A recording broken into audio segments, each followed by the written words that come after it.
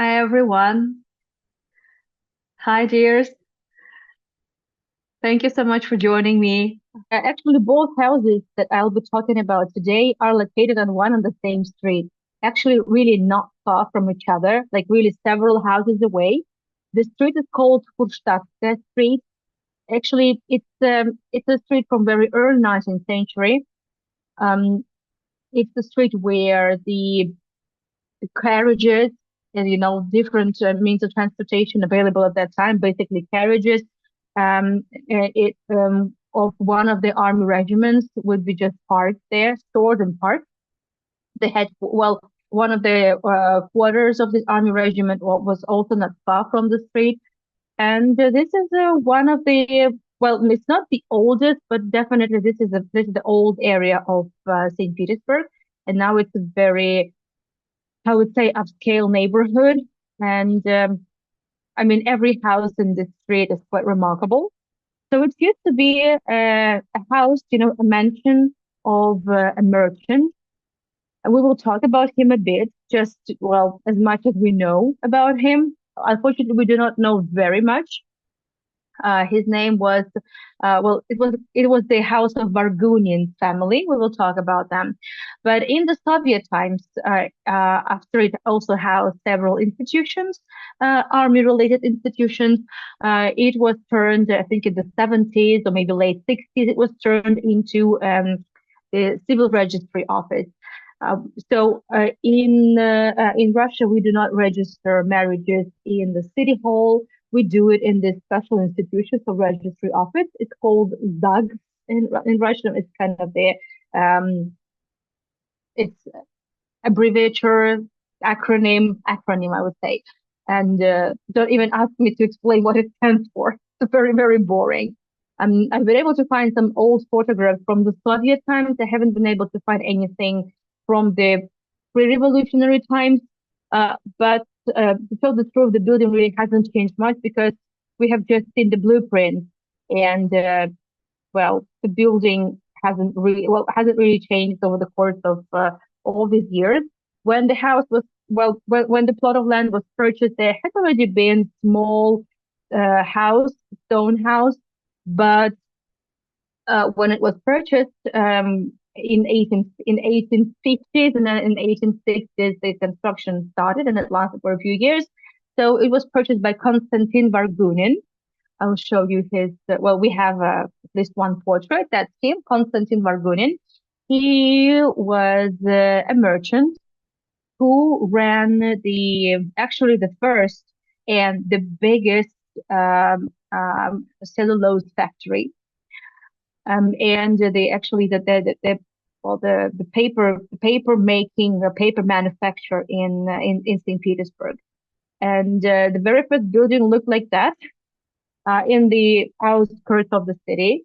And well, as the city grew, eventually, there will be, well, first of all, as the city grew, well, at some point, the factory would find our, would actually, we would find it within the city limits. And also more buildings would be constructed and business grew very quickly. And in just within like 10 years since the factory opened, his business, he became one of the richest people in the city. However, well, this is how the building looks now. The factory is not working, but the buildings are still there. It's on the Obvodny Canal. And well, very quickly, Vargunin could afford to purchase a very expensive plot of land. By that time, the street was already very expensive, and he hired I would say, not a cheap architect, Alexander van Hohen or Van Goghen. We call him. Actually, he was French, but I'm not sure about his like by his background. And he built for very rich clients in general. And we can see it from just from the facade that the house is not really simple. And I will be sharing photos, which some of you actually must have seen already. Like in every, we in almost every room we did take some photos. So these are the photos already after the we registered our marriage on August 16th. So as you see, these are very personal tours, and um, apart from just sharing, in addition to sharing history and showing the beautiful interiors, I'm also showing you some of the photos, very personal. But I feel like it's just the really right thing to do, not because I want to show off, no, no, no, just because I want to remember it. And well, this looks like a very good timing. So this is my father. This is my mom, who you may remember. Well, this is my mom-in-law, and this is Boris, my late father-in-law. Um, and you see that Emma is wearing a beautiful dress, and it has actually, well, the dress code for guests was polka dots, so she did comply with the dress code. So Misha was fooling around as usual, and, and I kind of really enjoyed that too. So Misha's is actually is from Harris Tweed. It's just the fabric, and then Misha's good friend from Thailand. He used to own some clothing manufacturer there, and he made for Misha made actually made to measure um, wedding suit. Well, just the staircase, just see this. Amazing. And it was not a tenant house, nothing like that. It was just a fully fledged uh mansion for one family, for Vargunin family, who actually he had two brothers. And he had brothers and he had children. His sons would eventually inherit the business. Well, this is us after the celebration, after the registration finished. And well, this is second half of the 19th century. And from the beginning, from the outside, the house looks, I would say, kind of a neo, it's a bit of a neoclassicism, a neo-Renaissance style, which was, all these neo styles, they started to emerge at that time because of this period of romanticism as well. We talked about it. This is why, in Europe, neo-Gothic all of a sudden got the upheaval, because they remembered old styles and gave and kind of reassessed them and would rework them. And this is how all these new neo styles would emerge. And from the inside, this is pure eclecticism, I would say, but earlier eclecticism. So these are the guests, and only these two people, apart from my parents, are actually originally from Novosibirsk. So this is my again, I keep forgetting this word, the best maid, bridesmaid, Masha, Maria, and Simon. He lives in actually he lives in Krakow now, well, in Poland at least. I'm not sure if he moved. Well, he was my group mate at university. All the rest are friends and relatives of Misha. So we were a very noisy, very big group of people. Really, I didn't expect that many people. Didn't expect relatives from Israel to come and see us, because this is never this was not easy, but they made it. And then originally, as you know, it wasn't really my plan to throw a big wedding party. It's not really my type of things. No, I like some really quiet celebrations if possible. But Misha's parents wanted it to be big, and I kind of understand why. So I had to just play along. Not that I'm complaining, not that I'm complaining. So you see this very classical, kind of really imperial style staircase made from the best marbles, so the white Carrara marble. I think it's pretty much clear. We've seen very. I would say that this staircase really reminds me of the staircase in the Yusupov Palace, the palace of one of the richest, definitely like the richest family in the entire empire. So clearly, and we just can only guess how much money was spent, for this house. We don't know exactly.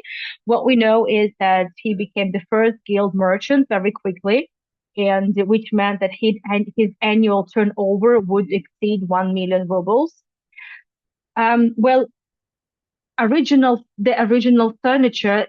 I would say mostly disappeared because well, after the revolution, this palace would house different institutions. And well, the furniture, original furniture, would be um, selected by different commissions.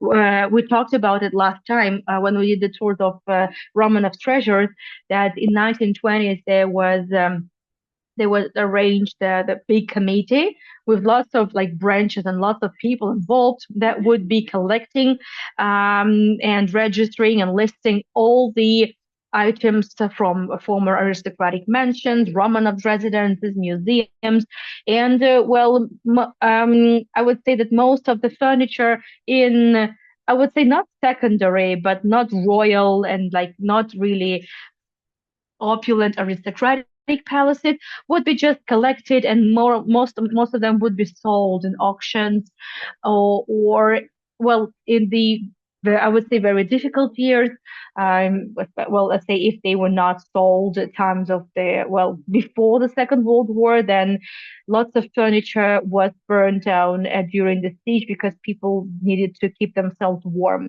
We're just in one of the halls.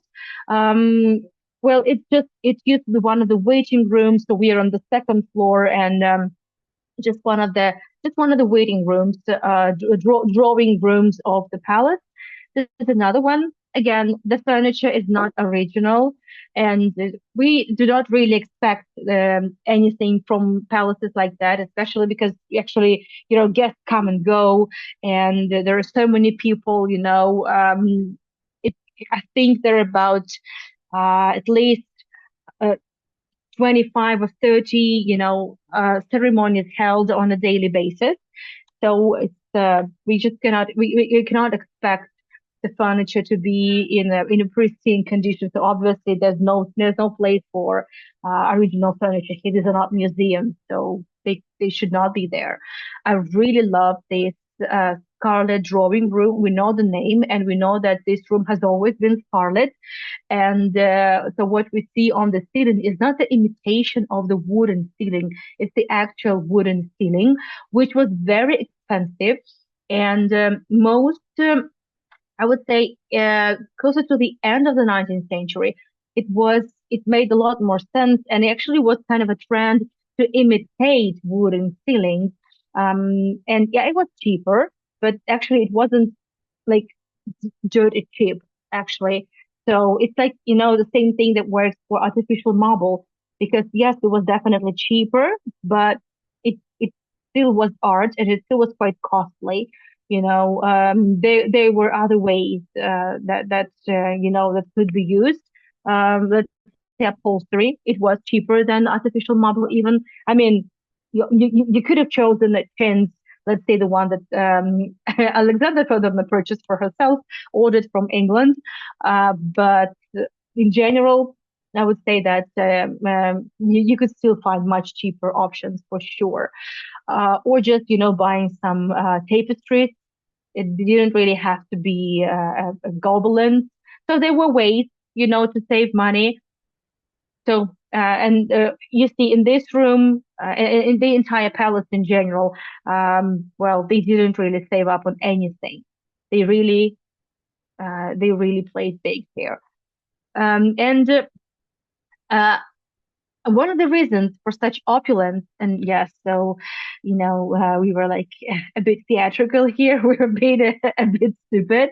So I'm not sure what Misha is doing there, and I'm sure what I'm doing either. I guess I'm just thinking what to do. I'm not sure. I don't remember. I remember I was super sleepless. I remember one time, at some point, I actually dozed off about 15 minutes before the party started. I remember that. And someone actually took a photograph of me. This photo will not be here. It's somewhere, but I didn't include it into this room. So the merchant palaces, and this is actually the former concert hall, white concert hall, and this is very rococo thing. Just check this out. This is um, uh, well, the restored but original interior. So we know that the restoration in the palace was done in a diligent way. I would say in a proper way. And well, this was the white concert hall. Well, for Vargunian and his family. Again, this was not a tenant house. No, it just was home to his family. And well, this opulence was very typical for merchants' houses, especially starting from the second half of the 19th century. Well, because the aristocracy kind of had already had it, enough of it by that time. And but the merchants, this was a very new, emerging style. I mean, not the style, but the strata, the new class. And with this opulence of their houses, they just wanted to show off, and well, it was just they were just trying to prove something. So I think it's quite understandable. So it's I would say most opulent mansions that would date back to the second half of the 19th century, they were merchant houses. Well, but not necessarily, but anyway. So this is actually where the bride and the groom have to sign all the documents.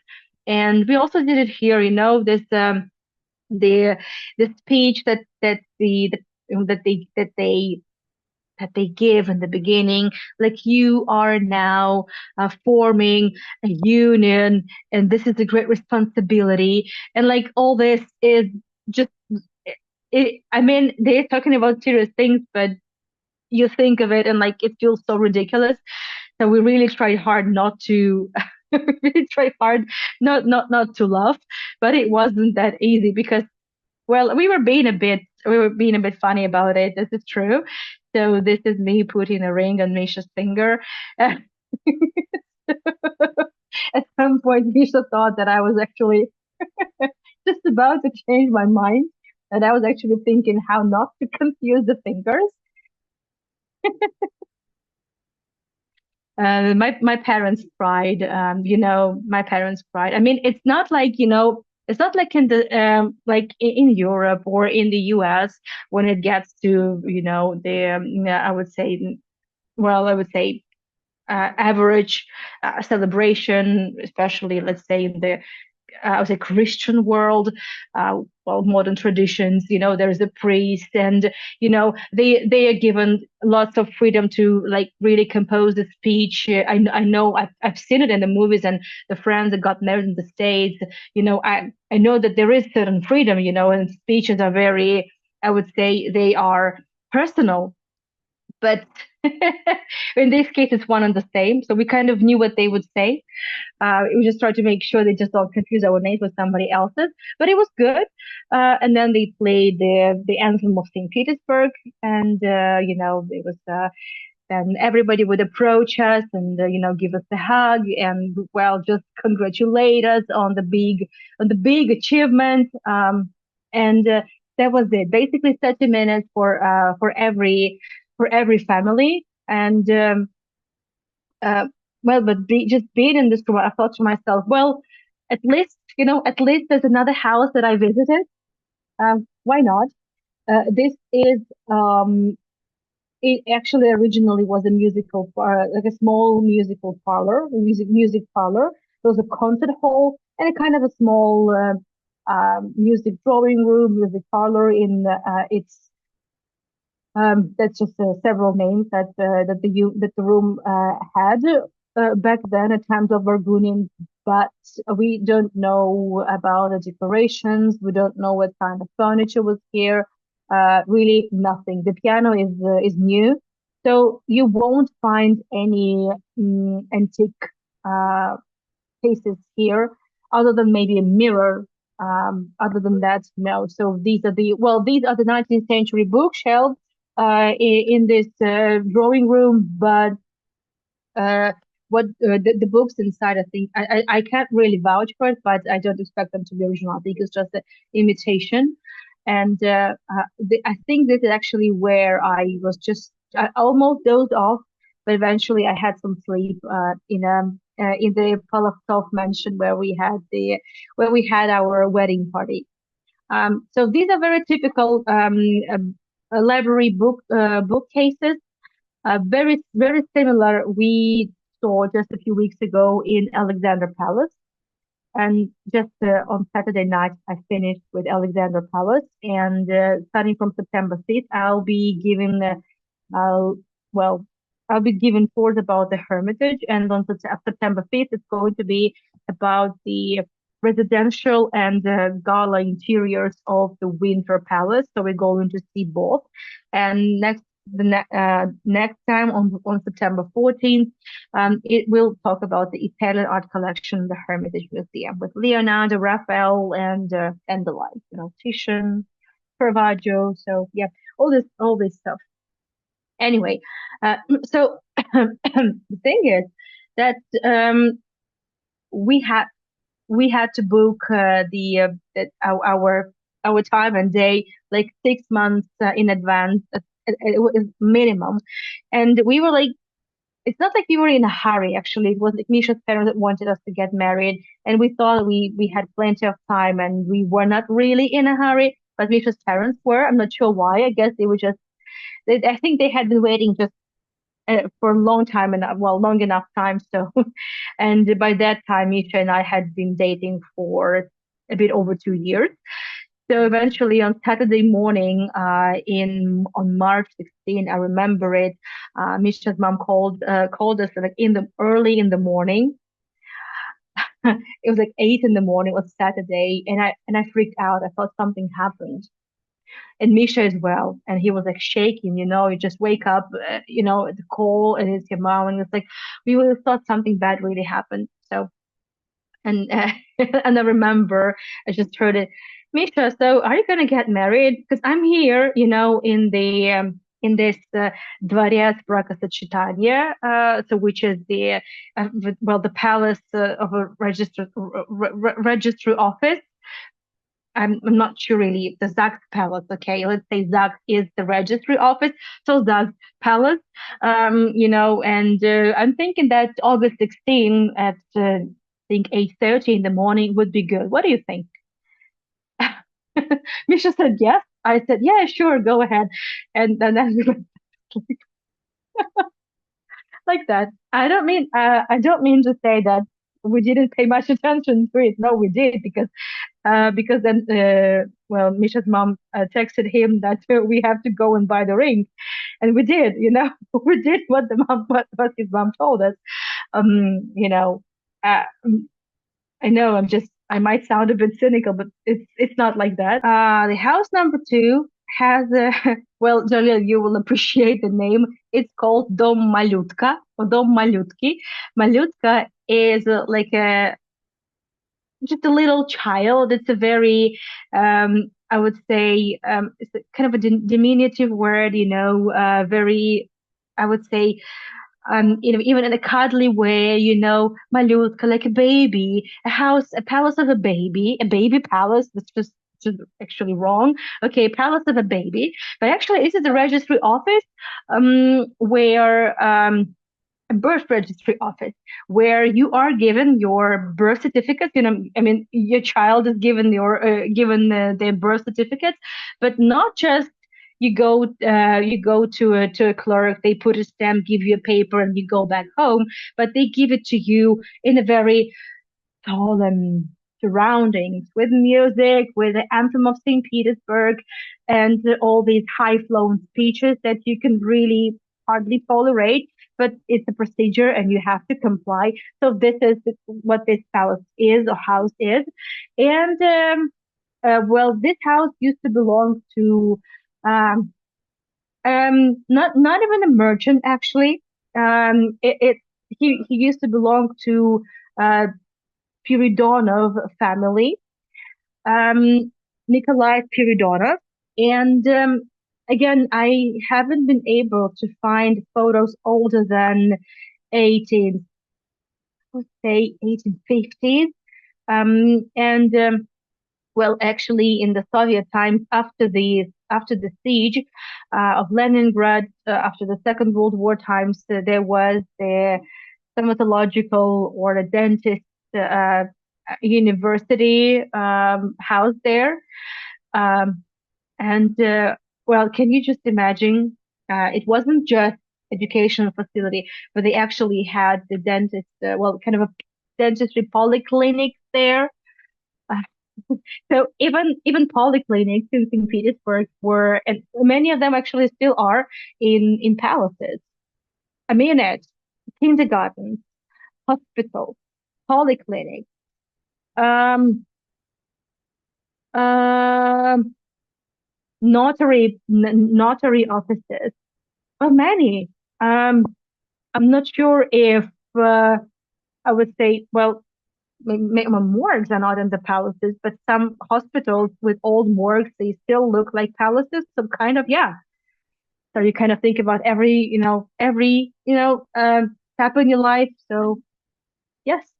So what we know of Nikolai Spiridonov, actually, that he was the state counselor. So he was a politician. And the question is, where did he get all the money from? Well, back then, we assume that he was, and actually it's true that he was from an aristocratic family. So he was not a merchant. Yeah, so actually, just from the two sides from the entrance, that's exactly what it says. So the house of a newborn, the house of a baby. It's a weird name. Actually, it's a name that's been ever since, from the 60s when the palace opened as not the 60s, sorry, late 70s, sorry, late 70s when the palace was turned into the birth registration office. This is Grisha. Technically speaking, it doesn't have to be a newborn. So they give you 1 year deadline to actually have this official ceremony. I mean, actually, it goes like this. It's just a ceremony. It's just a ceremony, but you don't have, well, you actually can be given, and you should be, your baby, your newborn baby should be given the birth certificate like within 1 month after the child was born. So, and Grisha was also born in Moscow. So, well, but I kind of knew the moment I learned that there is such an option, for Grisha to be given his birth certificate in a palace, which meant that we would be able to see another palace. It's like, oh goodness, of course I want the registration, and actually it's free. So we only just need to register Grisha in St. Petersburg, and we lived at that time in Moscow. Grisha was born in Moscow. We did all that, and Misha's parents were just gladly did that for us. So Grisha is actually registered in St. Petersburg. However, in his passport, it's written that his birthplace is Moscow. But it was a much, much more modest celebration. So Misha's like father, Emma. This is Pasha, Misha's friend from Moscow. He's actually our Sanda. So kind of a godfather in Jewish in Judaism, so to speak. And he was present at Grisha's circumcision. I couldn't see that, so I was just in the next room. So, but well, Pasha now knows everything. He saw that. He said he would never forget that day. I really can understand why. And well, this is our extended family. Actually, Sasha is now living in Israel, and he is studying to be a jeweler, and he's creating really beautiful work. So I'm sure he's gonna do well in Israel. So yeah, and Grisha really couldn't didn't have a clue of what was going on. He was like 6 months old at that time, so we were not late. And these are just all the people, and yeah, classical photographs, just at the staircase as usual. And yes, again, marble because because everything else was way too cheap. The stained glass, actually, the stained glass is not original because the palace was damaged by the during the siege period. Was a pieces of a rocket just hit the ceiling. The windows were broken, like really smashed into smithereens. And well, there was some reconstruction and restoration done. It's interesting that Pasha and Dasha, our friend, actually Misha's friend, they didn't know each other. and they kind of saw each other at the wedding, but at that time they were they had their own lives. But then when Grisha was born, um, Dasha came to see us in Moscow, and by that time she had already been divorced, and she was kind of bored, and we told her to you go for a coffee with Pasha because Pasha had also been single at that time, and a year later they got married. Yeah, yeah. So, I'm okay. So some matchmaking happened there. So it's just laundry to face.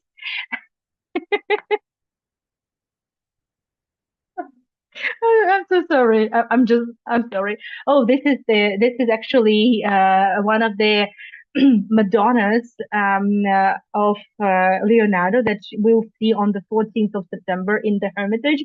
So, but it's here because, well, because it's St. Petersburg. There's actually the Winter Palace here.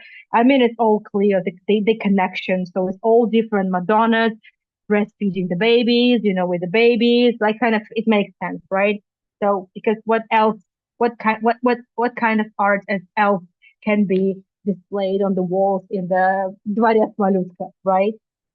Um, and the main staircase should always occupy the all the floors in the house, obviously. Well, luckily, some rooms actually have preserved the wall decorations, the ceiling decorations.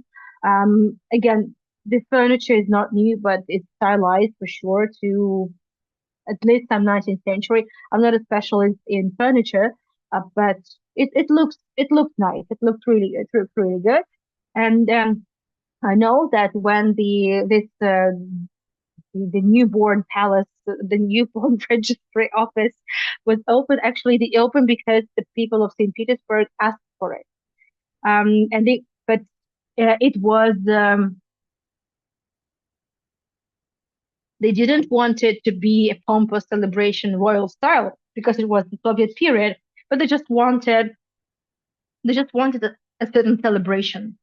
Well, there was just in general, I would say the great upheaval after the Second World War, and for a long time, I would say for some time at least, it was it was important to it was always important to keep track of the number of babies born, and well, the people of Leningrad just wanted to celebrate the birth of Leningraders in a special way, so it was done. And the Soviet government said okay, and the palace was quite quickly chosen. So sorry, I just well, that these shoes they kept falling off, and eventually we lost both of the shoes, so it's fine. And again, I kind of well, yeah, I didn't really have a dress code at that time, but I had a dress code for Misha, so I wanted him to wear polka dots and the small bow tie that he also wore at the wedding. Well, actually, the reason why I wanted to see the Spiridonov Palace is this Moorish room. This is the Moorish room. It's one of the most beautiful Moorish rooms I've ever seen in St. Petersburg. Um, I think Alhambra could compete, maybe even not. Of course, I'm joking. I don't mean to say that Alhambra is less impressive than that. Obviously not. And we know that all these rooms were inspired by Alhambra and the Moorish architecture. So it's the last quarter of the 19th century. It kind of really makes sense. And Moorish rooms, if you remember, were normally, uh, done for smoking rooms. And well, it's very much similar that, well, it's also likely that it was kind of a smoking room. And actually, this room, which was, I think, quite clever, it would actually from here, there are doors to the winter garden. And well, actually, the winter orchard, the winter garden is still there. Yes, there are some inscriptions in Arabic. This is just the copies of the Arabic inscriptions from Alhambra as well. The tiles are regional, some restored for sure, but still the original glazed tiles. So this half of the palace, this part of the palace, the house, uh, uh, didn't wasn't really damaged. There was some some destruction from the negligence and just because many years have passed. But uh, altogether, well, obviously some rooms, especially on the on the first floor, they were changed to the needs of the medical institution, right, to the dentistry institution. And after the educational facility closed, there was restoration carried out. So to see that, I mean, we didn't really need to Photoshop any of that to the original colors. So this is the winter orchard. It's a favorite place for everyone to take photographs. Well, the glass is new. Well, the animals and well, sorry, not the animals, plants are new as well, but the room is well, it's the same. I also remember that Grisha only wore that onesie once because the next time I tried to put it on him, he was already too big for it. Yeah, yeah, that's true. I still have some clothing that's like Grisha actually never wore because he grew too fast from it. So this is actually one of the celebration rooms, one of the official rooms. It was a waiting room, so we were waiting in this room to be called for for our celebration, for our ceremony. And again, you would be just like 20 minutes given for each and every family. So there were many children, many families waiting, and it was like I think at that time I was still kind of it's still blurry, so I only like it comes like in flashes, but so I don't remember most of the ceremony. I just remember that every time we were trying to look for his shoe, I remember that, and I also didn't want him to cry. I also remember that we tried really hard not to make Grisha cry, but he was doing okay. Okay. Yeah. I also hope that he wouldn't poop just in the middle of the ceremony as well. He didn't. Just after. So it was good. We were good, and he had some sleep on our way to the ceremony.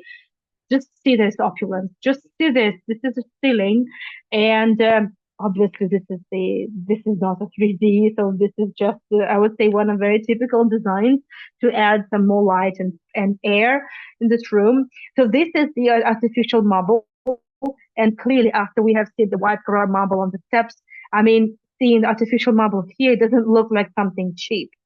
I'm pretty sure he didn't go bankrupt after after he purchased all this Carrara marble. So it was a trend. And so here we are. So we were seated. Uh, we listened to what they said, what they wished, how they greeted us, and everything. And then we signed the papers, and we were given actually our birth certificate that we brought with ourselves from Moscow that we got in Moscow. So we weren't given the second birth certificate. No, it's just one, and it was okay. So we were on time. We had the registration. So again, this is a tradition that after the celebration is done and the speeches are told, you know, uh, but everyone would come up to us and congratulate. So Grisha was given a handshake. This is his granddad giving him a handshake.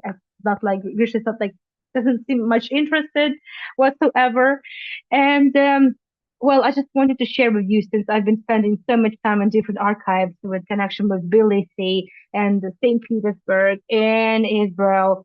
And right now I'm actually working on one of the special tailor-made tours for Jerusalem. And, I already see the dreams in black and white because I've been going through so many black and white photographs. So these are the times of, well, just the Soviet period. And this is already, I think it's 1976. It's already the Dvorets Malutka. So I see it here. It's written here. And this is, one of the Soviet families. Just somebody shared it on public archive. So I didn't need to ask the permission for it. It's just there. So it's just our family. And well, I don't know much about these people, but it's just nice to see just nice to see the faces, just interesting to see what people used to wear. And this is also one more photograph in winter time. And actually, speaking of the blankets, so this similar type of blankets, I think every child in Leningrad used to have. And then like every decade, the pattern, the design would change. And during my time, it was, you know, um, like in squares. What's the word for it? The checks, right, or something. So, and it turned out that Misha actually also had a similar one. So we all had the same blankets, I guess. And I told you that the both houses are in one and the same place, one the same street called Pushtatskaya Street. And I also found some photos from the ZAGS, so the marriage register office. This is the photo from, this is one of the teachers, one of the professors of the dentist of stomatological university.